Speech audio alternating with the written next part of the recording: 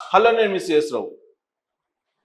Jaganmohan Reddy Pulivendula MLA, మాజీ CM ఇప్పుడు సత్యమేవ జయతే అనేటువంటి ట్యాగ్తో సోషల్ మీడియాలో లడ్డూలో నెయ్యి కల్తీ విషయంలో పెద్ద ఎత్తున ప్రచారం చేస్తున్నారు. సత్యమే ఎప్పటికైనా గెలుస్తుంది అనేటువంటి ఉద్దేశంతో ఆయన ఎక్స్లో ట్వీట్ కూడా చేశారు. కల్తీయే లేనటువంటి నెయ్యిలో కల్తీ ఉందని చెప్పి చంద్రబాబు నాయుడు గారు ప్రచారం చేస్తున్నారు అనేటువంటి వాదనను జగన్మోహన్ రెడ్డి గారు వినిపిస్తూ ఉన్నారు. సుప్రీంకోర్టు కొన్ని వ్యాఖ్యలు చేసిన తర్వాత జగన్మోహన్ రెడ్డి నెయ్యిలో కల్తీ జరగలేదు అనేటువంటి ఒపీనియన్కి వస్తూ ఉన్నారు. అసలు సుప్రీంకోర్టు ఏం చెప్పింది? సిట్టు కాకుండా కేంద్ర ప్రభుత్వం ఎందుకు నెయ్యి కల్తీ మీద విచారణ చేయకూడదు అనేటువంటి అభిప్రాయాన్ని వ్యక్తం చేసింది. దాంతోపాటు రాజ్యాంగబద్ధ పదవిలో ఉన్నటువంటి సీఎం చంద్రబాబు నాయుడు గారు కల్తీకి సంబంధించినటువంటి నిర్ధారణ లేకుండానే కల్తీ జరిగింది అనేటువంటి వ్యాఖ్యలు ఎందుకు చేశారు, చేయకుండా ఉంటే బాగుండేది అనేటువంటి అభిప్రాయాన్ని వ్యక్తం చేసింది. దీన్ని తమకు అనుకూలంగా వైఎస్ఆర్ కాంగ్రెస్ పార్టీ, జగన్మోహన్ రెడ్డి మలుచుకున్నారు. తన ట్విట్టర్ ఖాతాలో సత్యమేవ జయతే అనేటువంటి టైటిల్ తోటి కల్తీయే లేదు అని సుప్రీంకోర్టు తేల్చేసినట్టు ప్రచారం చేస్తూ ఉన్నారు. సుప్రీంకోర్టు ఏ ఆధారాలు లేకుండా చంద్రబాబు నాయుడు గారు ఎలా మాట్లాడతారు అనేటువంటి ప్రశ్న వేసినప్పుడు ఖచ్చితంగా దానికి సంబంధించినటువంటి ఆధారాలు ఏవైతే ఉన్నాయో అవి కోర్టుకు ప్రొడ్యూస్ చేస్తారు. అక్కడ సిద్ధార్థ లూత్రా ఆ కేసుకు సంబంధించిన వాదనలను వినిపిస్తూ ఉన్నారు. బహుశా మళ్ళీ వాయిదా ఉంది కాబట్టి ఆ వాయిదా రోజున వాద ప్రతిపాదనలు ఉన్నప్పుడు ఖచ్చితంగా ఎన్డీడీబీ ఇచ్చినటువంటి రిపోర్ట్స్ ఏవైతే ఉన్నాయో ఆ రిపోర్ట్స్ని సుప్రీంకోర్టుకు ప్రొడ్యూస్ చేసేటువంటి అవకాశం ఉంది. కల్తీ ఉన్నటువంటి ట్యాంకర్స్ని పంపించారు కదా, అసలు కల్తీ ఎలా జరిగింది అనే దాని మీద సుప్రీంకోర్టు ప్రశ్నిస్తూ ఉంది.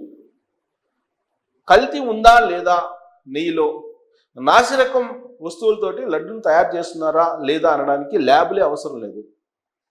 2019 నుంచి 2024 వరకు తిరుమల తిరుపతి దేవస్థానాన్ని సందర్శించిన, శ్రీవారి దర్శనానికి వెళ్ళినటువంటి ఏ హిందూ భక్తుల్ని అడిగినా కానీ లడ్డు నాసిరకంగా ఉంది.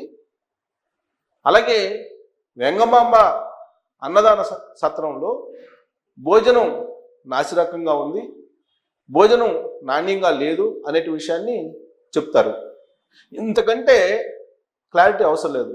ప్రజాక్షేత్రంలో అభాసుపాలైనటువంటి జగన్మోహన్ రెడ్డి గారు కోర్టులో ఏదో ఒక రకంగా దాన్ని మభ్యపెట్టేటువంటి ప్రయత్నం చేస్తూ ఉన్నారు అనేది హిందూ సమాజం నమ్ముతుంది. అందుకే జగన్మోహన్ రెడ్డి గారు తిరుమల వెళ్ళడానికి సిద్ధమైనప్పుడు మఠాధిపతులు, పీఠాధిపతులు కానీ లేదా హిందూ సమాజంలో ఉండేటువంటి ప్రతినిధులు కానీ జగన్మోహన్ రెడ్డి గారు డిక్లరేషన్ ఇవ్వకుండా తిరుమల అడుగు పెట్టడానికి లేదు, తిరుమల దర్శనానికి వెళ్ళడానికి లేదు అనేటువంటి విషయాన్ని చాలా క్లియర్గా చెప్పాయి, డిమాండ్ కూడా చేశాయి. లాస్ట్కి బ్రిటిషర్లు కూడా వాళ్ళ టైంలో కూడా డిక్లరేషన్ ఇచ్చి దేవుని దర్శనానికి వెళ్ళేటువంటి అలవాటు ఉండేది అని చెప్పి చెప్తూ ఉంటారు పెద్దలు. అసలు ప్రభుత్వ పరంగానే 1990లోనే డిక్లరేషన్ ఇచ్చి అన్యమతస్తులు వెళ్ళాలి అనేది చాలా క్లియర్గా ఉంది.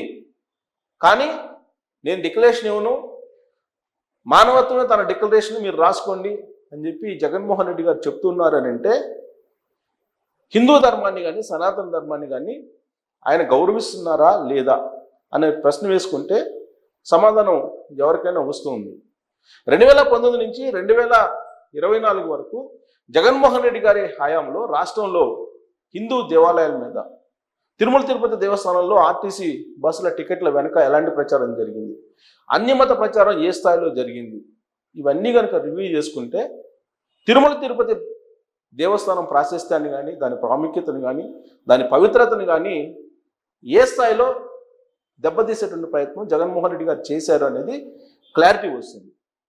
ఇక ఆయన సత్యమేవ జయతే అనేటువంటి టైటిల్ తోటి ట్వీట్ చేసినటువంటి క్రమంలో సుప్రీంకోర్టు ఇచ్చినటువంటి డైరెక్షన్, సుప్రీంకోర్టు వాడినటువంటి పదజాలాన్ని తనకు అనుకూలంగా మలుచుకుంటూ ఆయన ట్విట్టర్లో తన అభిప్రాయాన్ని వ్యక్తం చేశారు. అంతవరకు ఓకే.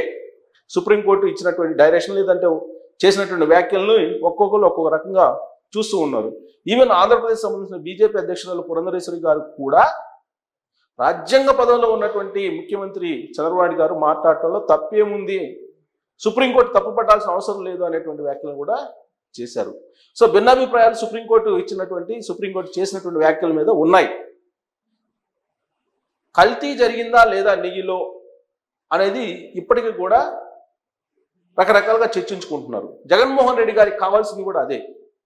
కల్తీ జరిగింది అని హిందూ సమాజం నిర్ధారణకు వచ్చేస్తుంది.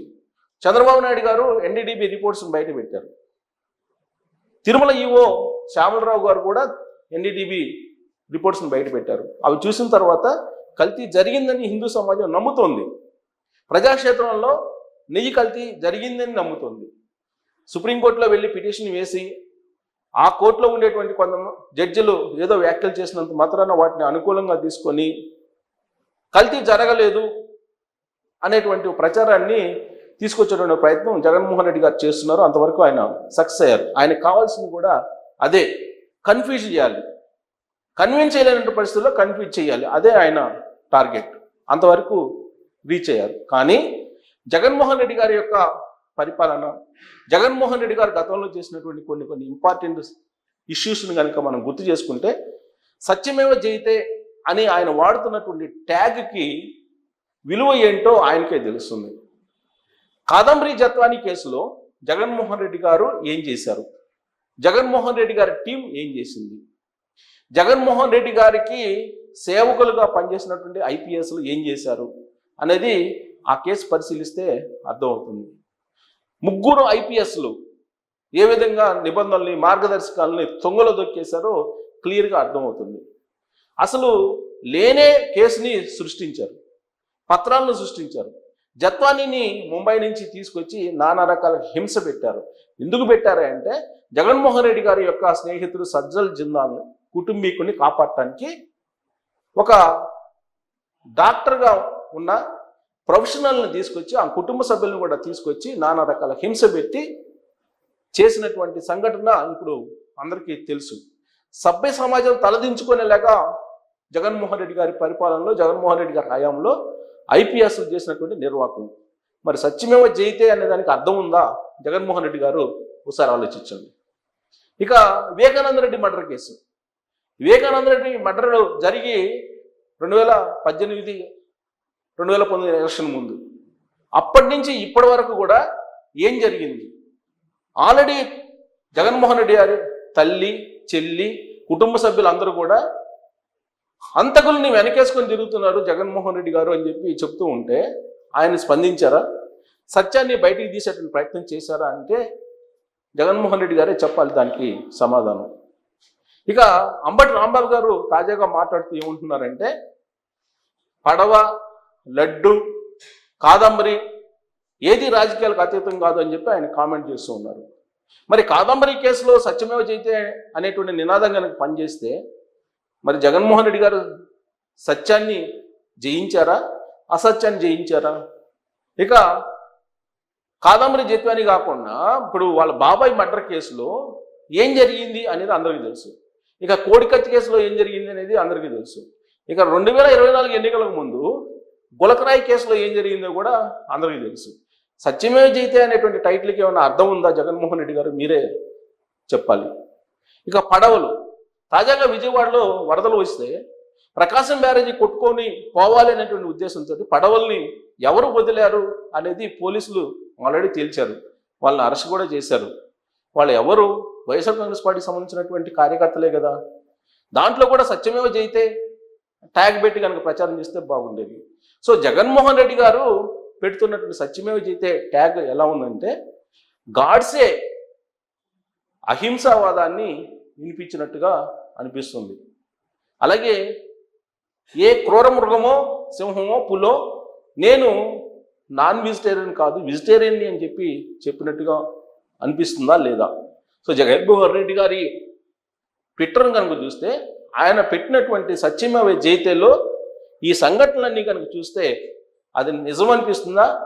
ఆయన ట్విట్టర్కి అది సూటబుల్ వర్డింగ్ అలాగే నినాదమేనా సత్యమేవ జయితే అనేది? అసలు ఆయన వాడచ్చా?